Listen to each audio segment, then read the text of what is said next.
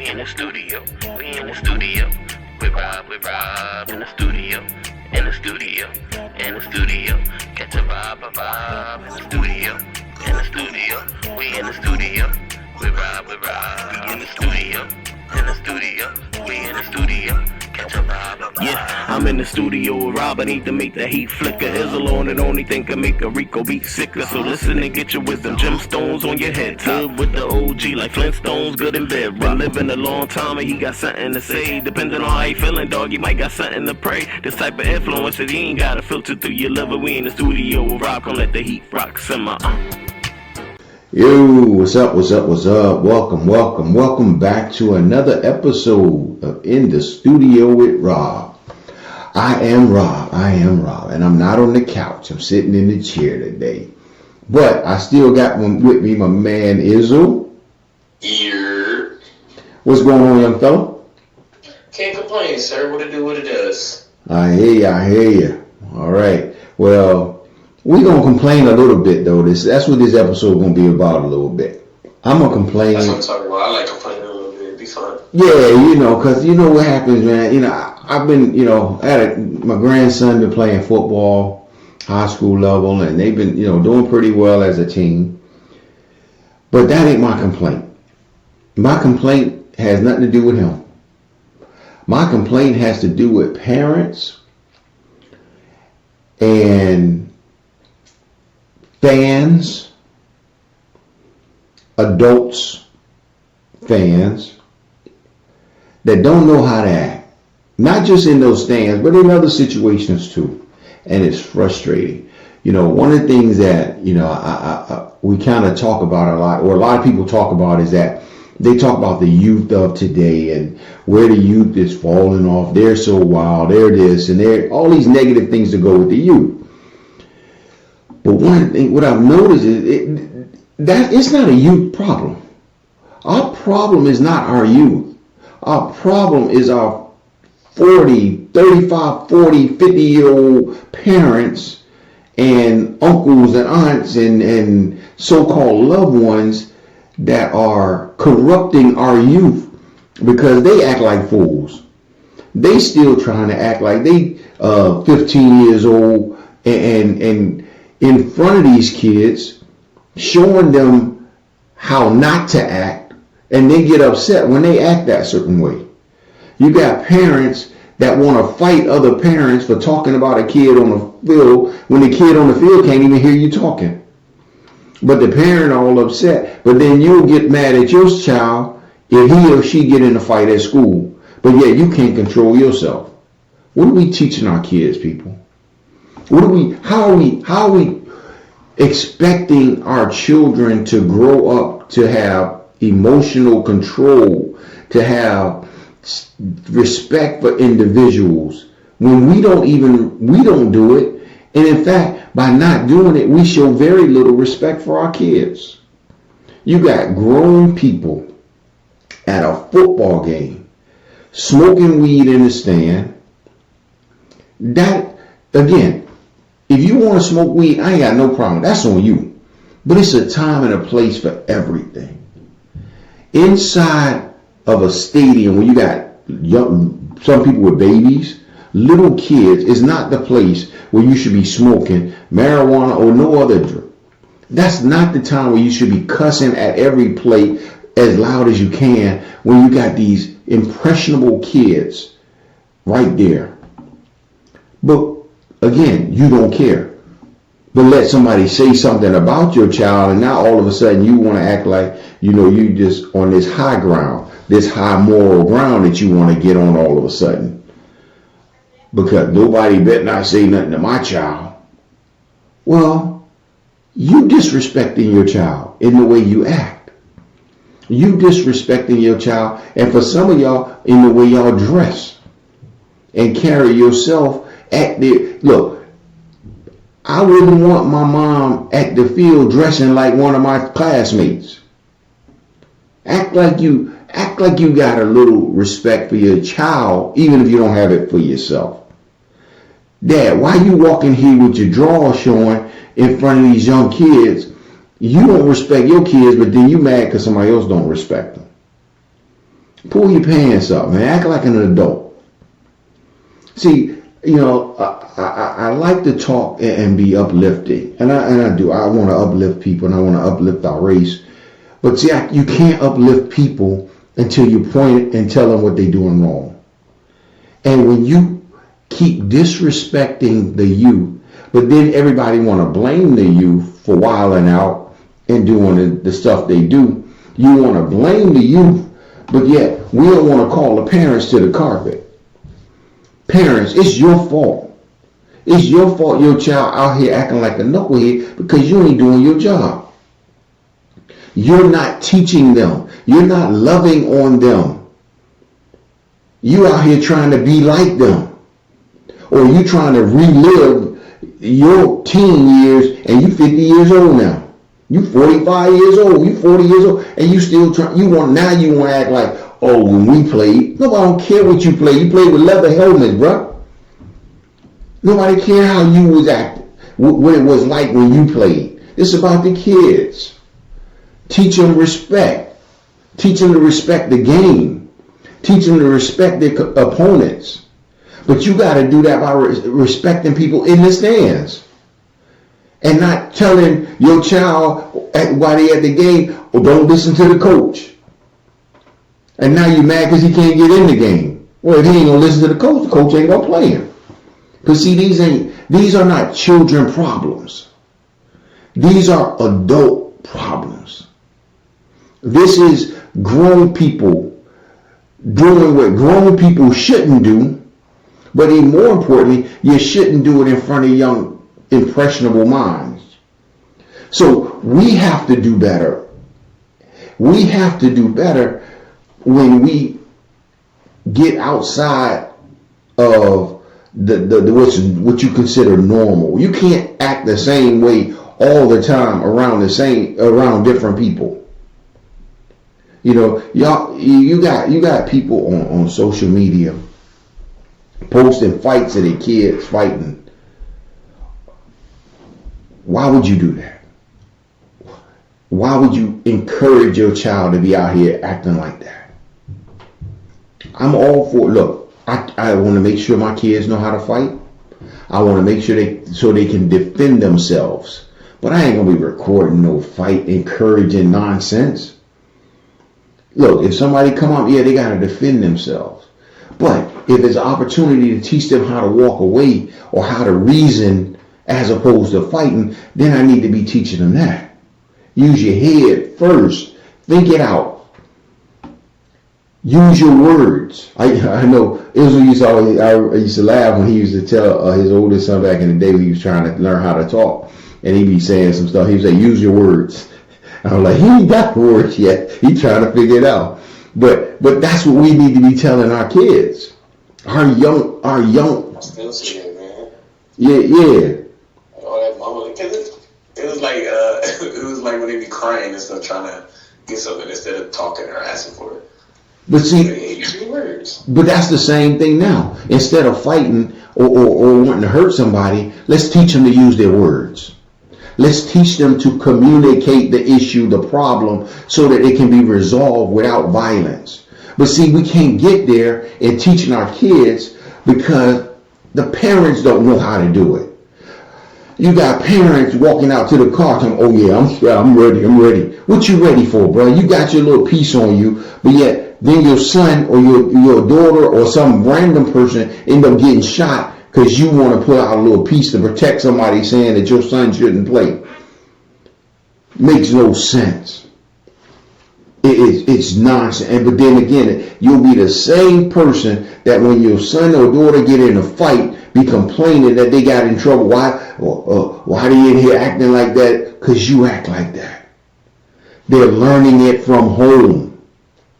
They have lack of self-control because their home has no self-control. Mom, dad, uncle, aunts, cousins, all you adults, y'all have no self-control and y'all cussing at the kids, y'all cussing in front of the kids, y'all disrespecting them every way you can, and then you wonder why they don't respect nobody else. It's your fault. It is your fault. If you got a child out here, in the game, the last game, right? The one kid, pretty good player. He sacked the quarterback. Quarterback hurt. He's standing there pointing at the quarterback on the field hurt and pointing up in the stands and people cheering him on. Bro, it's football. Should never be happy that somebody get hurt, because one, it could be you next. But then again, these are adults that's cheering this nonsense on. The coach should have sat his behind on the bench and never let him get back in the game. His dad or his mom should have been walking down to the sideline and said, "Come here, boy, let me tell you something." That's not how you act. Instead of encouraging it. See, my kids played football. My kids played basketball. They played contact sport.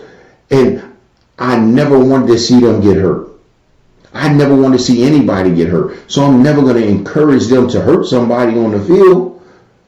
I'm never going to encourage them to be happy when somebody else get hurt. But that's our job as parents. And we dropping the ball, people. Y'all dropping the ball. If you got a child that's in the classroom and he don't know how to sit his behind down, or she don't know how to sit down and be quiet and respect the teachers, that's your fault, parent.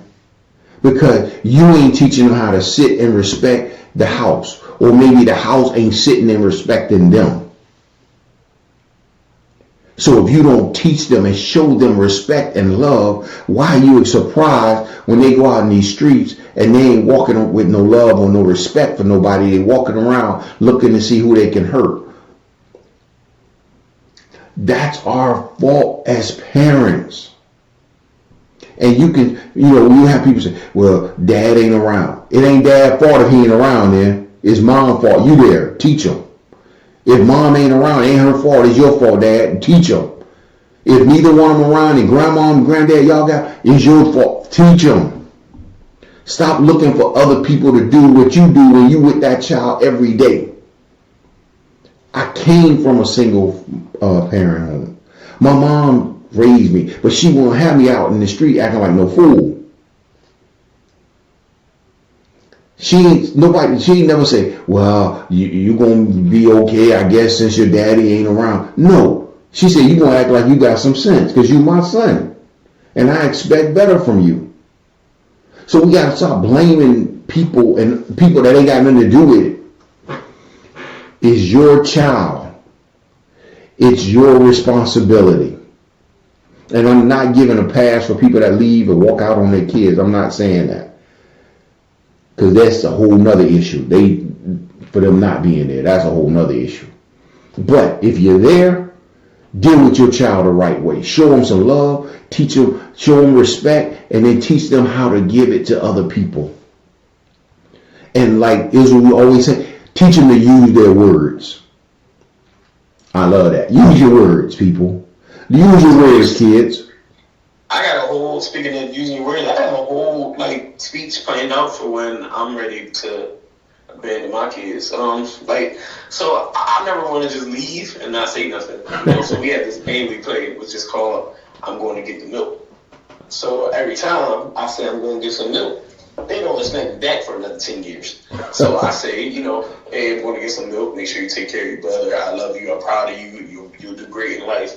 And then that way, when I finally do it, it won't be such a shock. I'm really gonna not come back one day. So I'm just looking forward to it. It's all about using your words, explaining. Yeah, use your words. Yeah. But look, before you go get the milk, you make sure them boys got some respect for other people.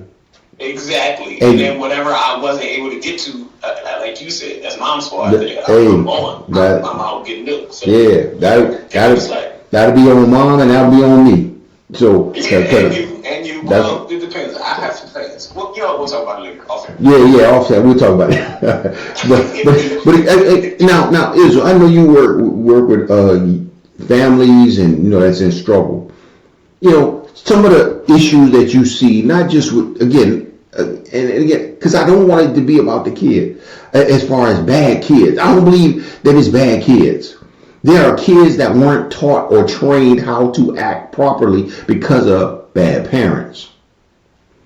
But it all starts at the top.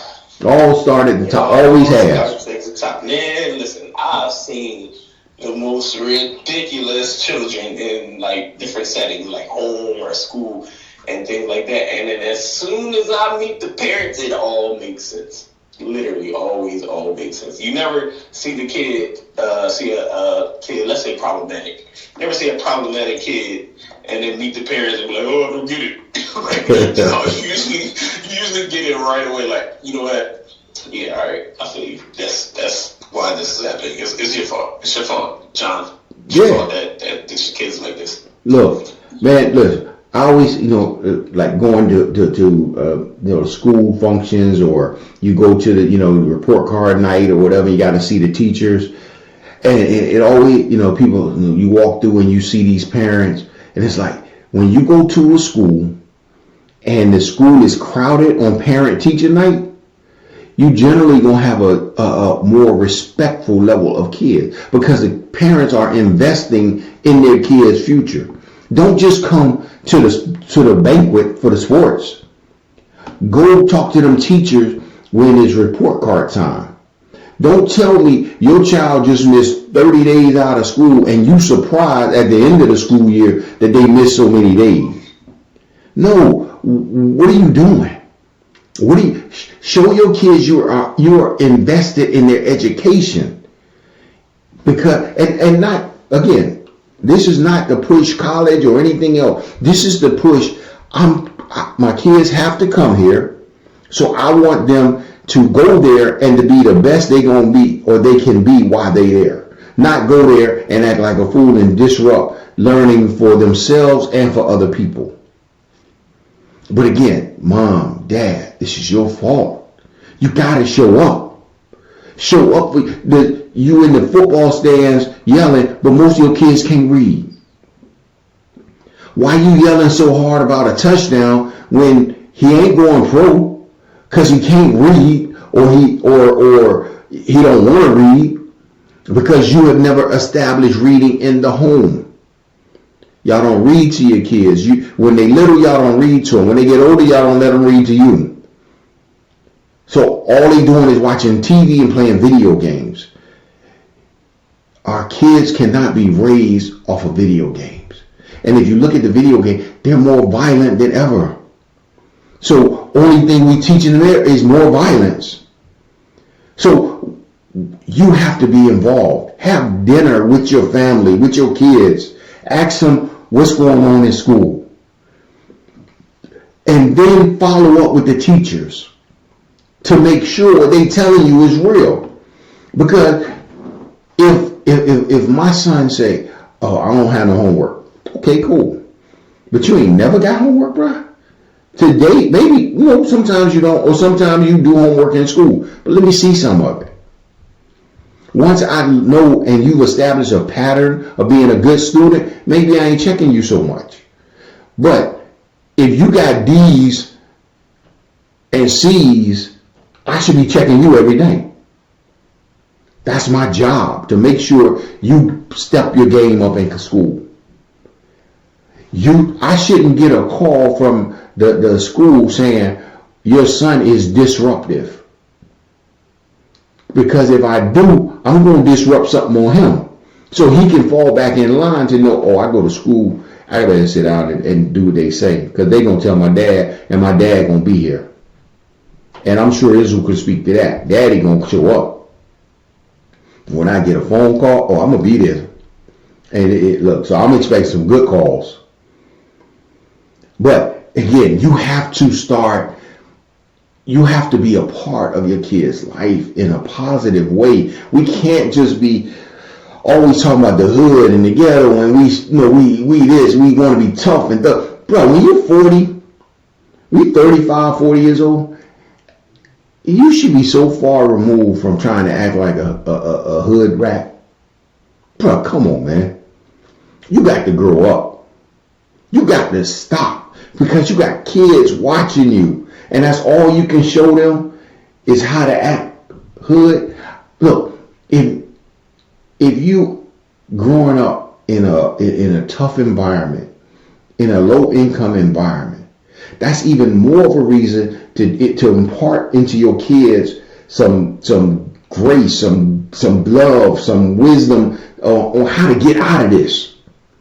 Not how to just survive it. Yeah, I want you to survive it. So I got to teach you how to walk in these streets. But I need to teach you that these ain't the streets you're going to be walking in forever.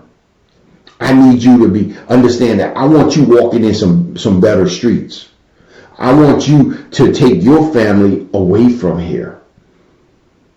I need to impart some wisdom into your life. I need to impart some things into you that's going to make you say, yo, this is not where I'm going to stay. The whole family is here. Oh, grandma live down the street. Uncle Charlie live around the corner. Everybody living in the same general area. Okay, cool. I'm going to come visit y'all because I'm going moving out to the suburbs after I get mine. Or I'm going to build me a bigger house somewhere else. I'm not going to be stuck in this because I can't do better.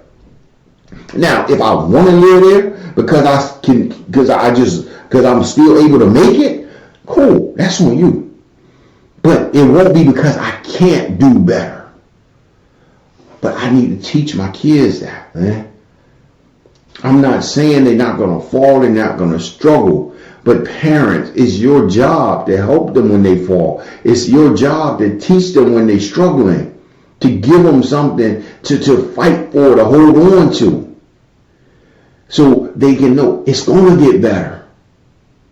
It can get better if I change.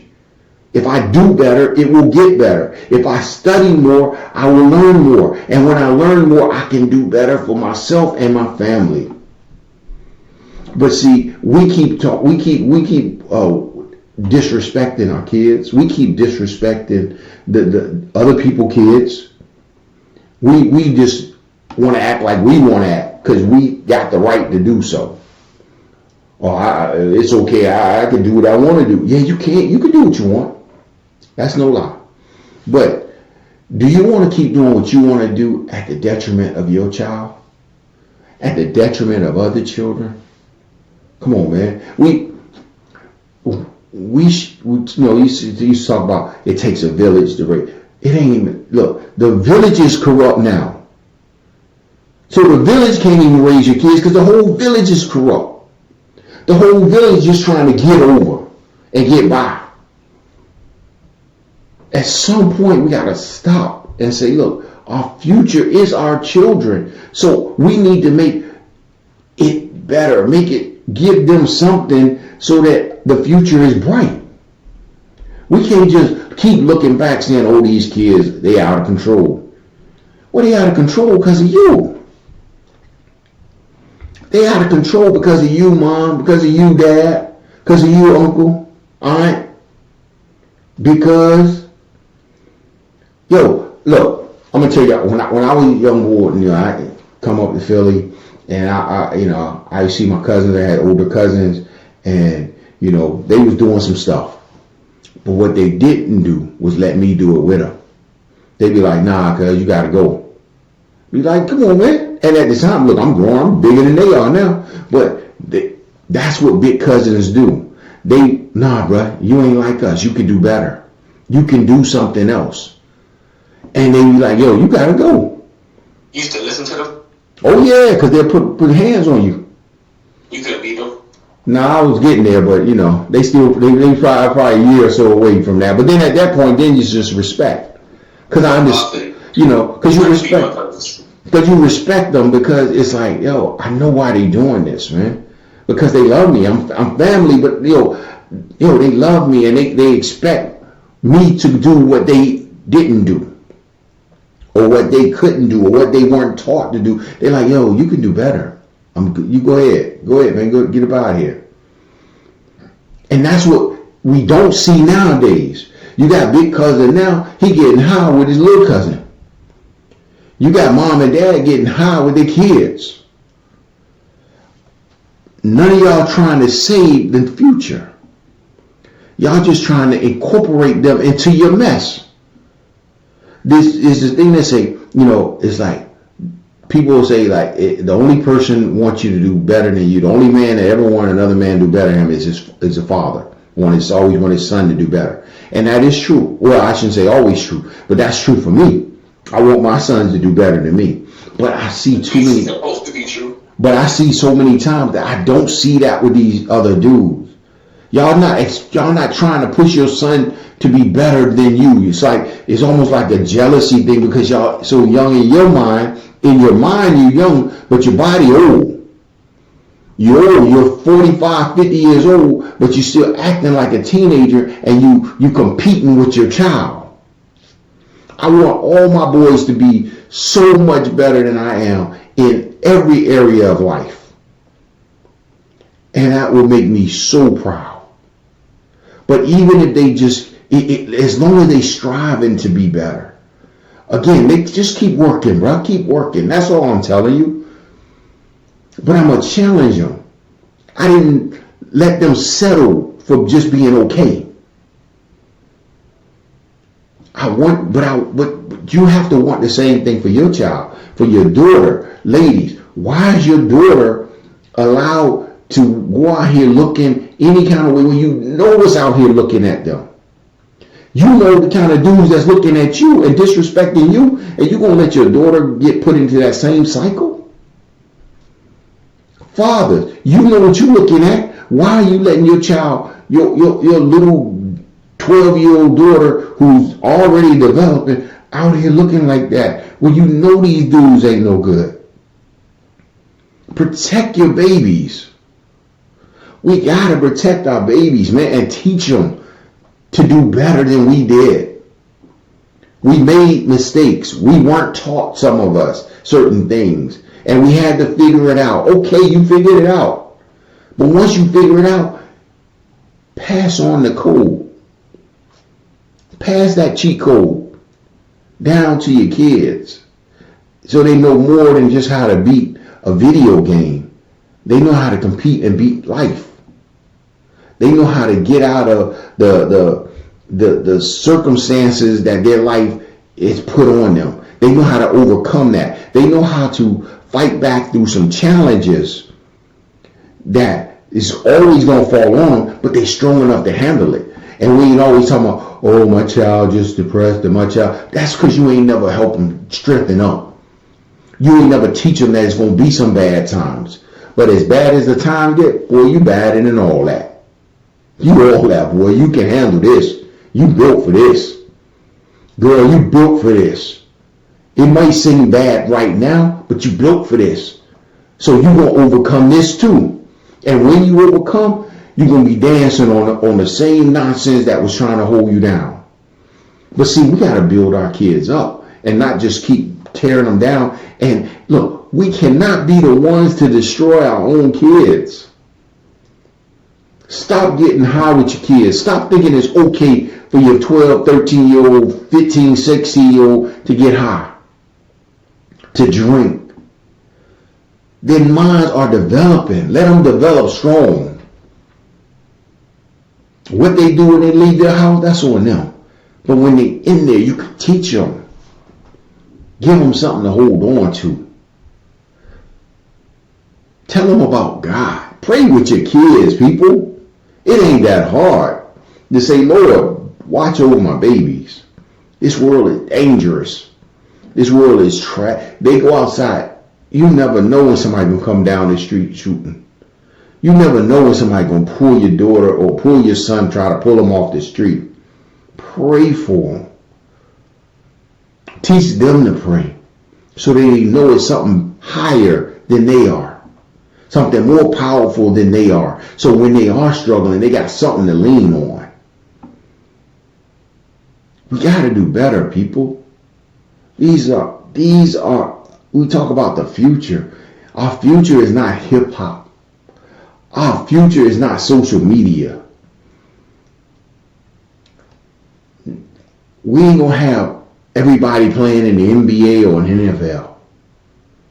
Your kids got to be able to do more than that. And even if they are lucky enough or have the opportunity to do those things, if they ain't strong mentally and emotionally, they won't even last in that.